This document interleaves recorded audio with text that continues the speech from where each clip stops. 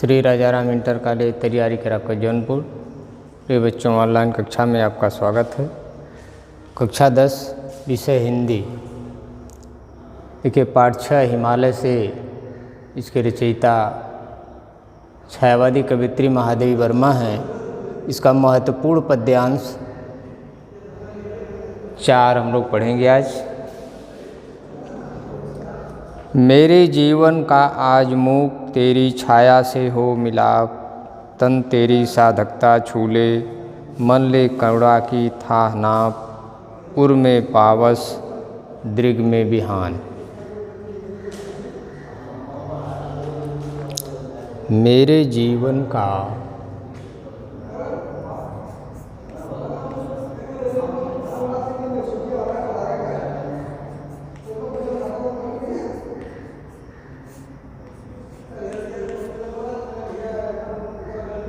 आज मुख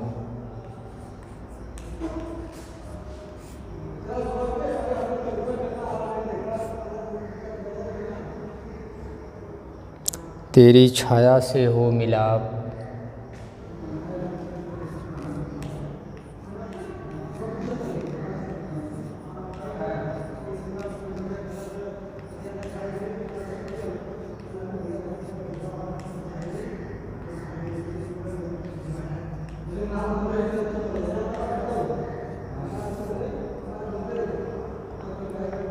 तन तेरी साधकता छूले,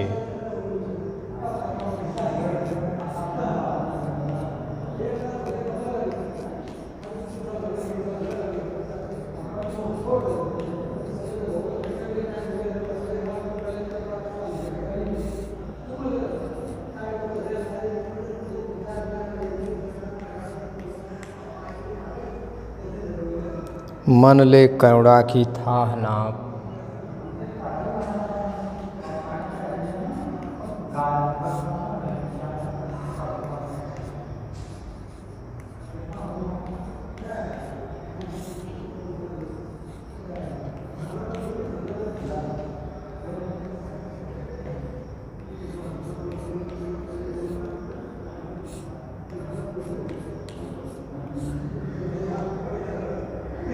उर में पावस दृग में बिहान।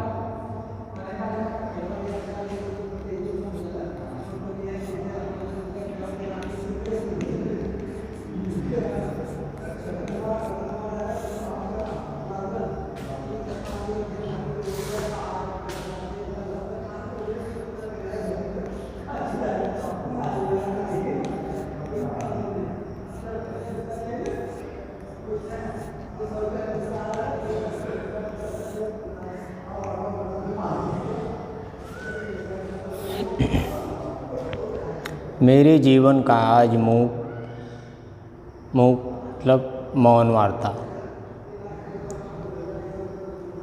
साधकता साधना शक्ति, करुणा दया,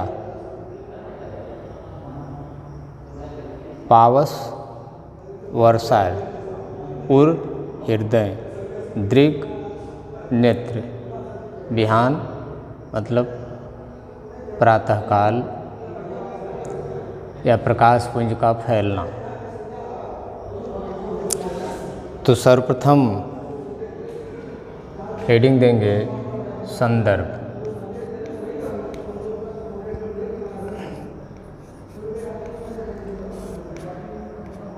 पद्यांश लिखेंगे। पद्यांश में शुरू का 2 शब्द, फिर लास्ट का 2 शब्द,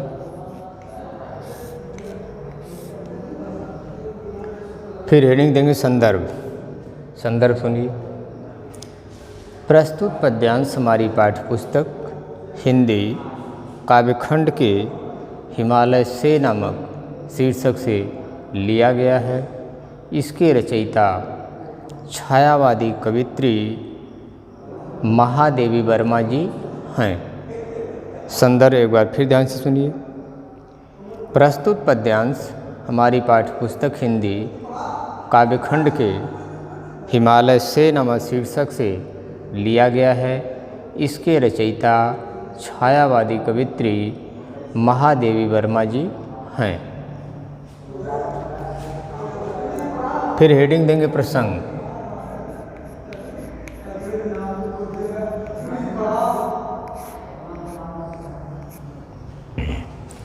प्रसंग ध्यान से सुनिए। इस पद्य में कवित्री हिमालय के जीवन आदर्श को अपने जीवन में उतारना चाहती हैं। प्रसंग एक बार फिर ध्यान से सुनिए। इस पद्य में कवित्री हिमालय के जीवन आदर्श को अपने जीवन में उतारना चाहती हैं।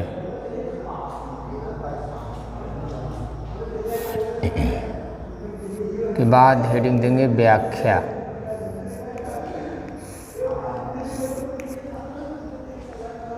व्याख्या ध्यान से सुनिए।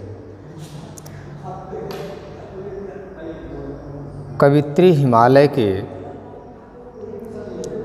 मेरे जीवन काज मुख तेरी छाया से हो मिलाप। कवित्री हिमालय के सद्गुणों को ग्रहण करना चाहती हैं, इसलिए हिमालय से कह रही हैं कि मेरी यह कामना है कि हे हिमालय, मेरी यह कामना है कि मेरा शरीर भी तुम्हारी तरह से कठोर साधना शक्ति से परिपूर्ण हो जाए।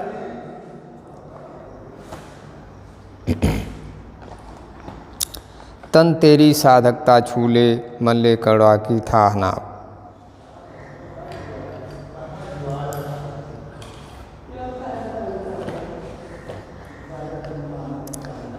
मेरा शरीर तुम्हारी तरह कठोर साधना शक्ति से परिपूर्ण हो जाए तथा हमारे हृदय में तुम्हारे जैसी करुणा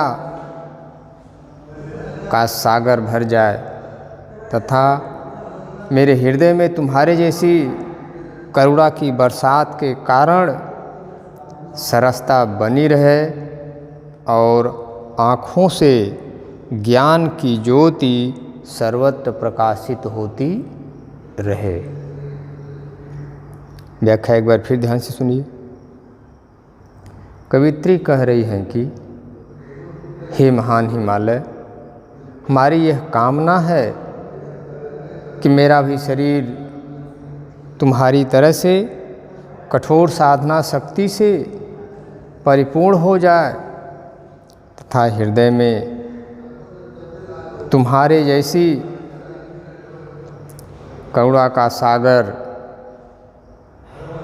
भर जाए और मेरे हृदय में तुम्हारे जैसी करुणा की बरसात के कारण सरसता बनी रहे तथा आँखों से ज्ञान की ज्योति सर्वत्र प्रकाशित होती रहे।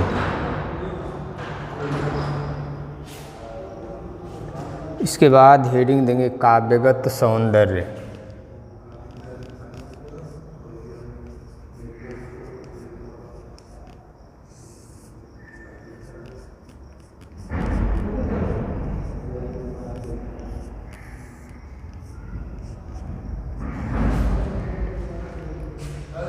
काव्यगत सौंदर्य को ध्यान से सुनिए। इस पद्य में कवित्री अपने तन मन को हिमालय के समान साधना शक्ति और करुणा से भर देना चाहती हैं। नंबर 1 में लिखेंगे कि इस पद्य में कवित्री अपने तन मन को हिमालय के समान साधना शक्ति और करुणा से भर देना चाहती हैं। नंबर 2, इस पद्य की भाषा शुद्ध साहित्यिक खड़ी बोली है। नंबर 2 में लिखेंगे कि इस पद्य की भाषा शुद्ध साहित्यिक खड़ी बोली है। नंबर 3, इस पद्य की शैली भावात्मक है। नंबर 3, इस पद्य की शैली भावात्मक है। नंबर 4, इस पद्य में शांत रस है। नंबर 4, इस पद्य में शांत रस है। नंबर 5, इस पद्य में माधुर्य गुण है। नंबर 5, इस पद्य में माधुर्य गुण है। नंबर 6, इस पद में शब्द शक्ति लक्षणा है। नंबर 6, इस पद में शब्द शक्ति लक्षणा है। नंबर 7, इस पद में छंद अतुकांत मुक्त है। नंबर 7, इस पद में छंद अतुकांत मुक्त है।